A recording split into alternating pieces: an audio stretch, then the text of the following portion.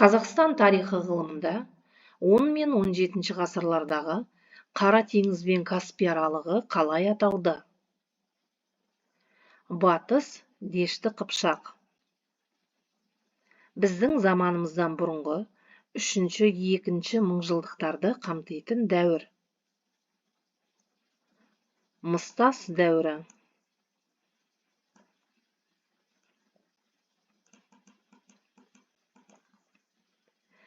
Адамзат тарихында алғашқы жылқыны қолға үйреткен, ботай қонысы өмір сүрген жылдар.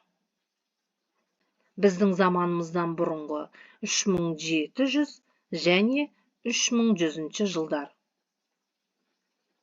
Біздің заманымыздан бұрынғы 4 мыңжылдықтың ортасында жылқыны қолға үйрету басталған аймақ.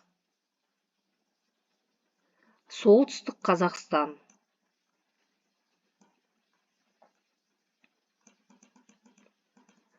Біздің заманымыздан бұрынғы 3 мыңжылдықта ботай терсек мәдениетінің өз ерекшелігін жоғалту себебі.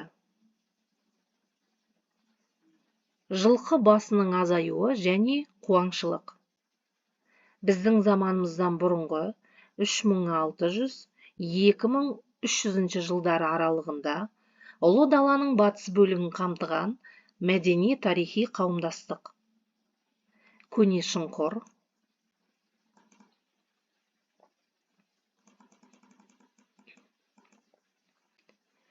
Мәйіттерді қорған астындағы шұңқырға жерлеу белгісі тән мәдениет. Көне Шұңқыр.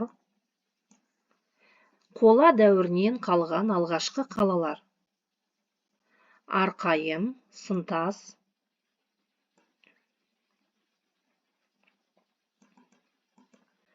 Авеста жазбаларында кездесетін ұлы дала көшпелі жауынгерлерінің қамқоршы құдайы.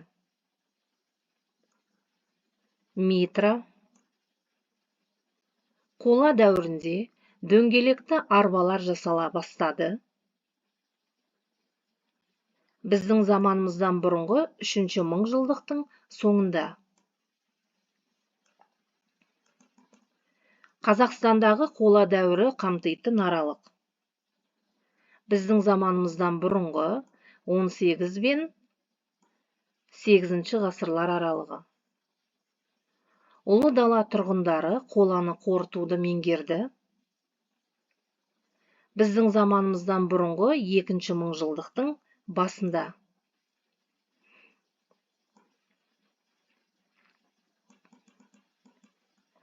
Біздің заманымыздан бұрынғы 2 мыңжылдықтың ортасында ұлы дала тұрғындары еңбек құралдарының басым бөлігі мен қару-жарақ түрлерін жасаған металл.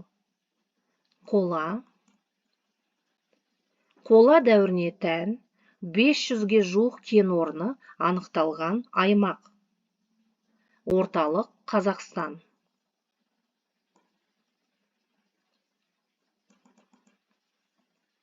Біздің заманымыздан бұрынғы 2 мыңжылдықта мыс өндіру басталып, біздің заманымыздан бұрынғы 13-12 ғасырларда кен өндіру ісі жоғары шегіне жетті.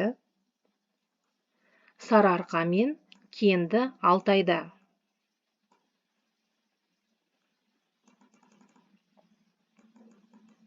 Біздің заманымыздан бұрынғы 3 мыңжылдықтың соңы мен 2 мыңжылдықтың басындағы материалдық мәдениеттегі маңызды жетістік. Дөңгелекті арба мен қола өндірісі. Қазақстан аумағында Андрон дәуірі деп аталды.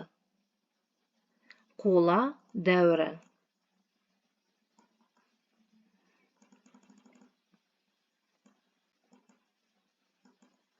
Батыс Сібір аймағынан Андрон мәдениетінің түрін археологтар қай жылы тапты? 1914 жылы. Қола дәуіріндегі далалық малшылар мәдениетін құрушылар. Андрондықтар.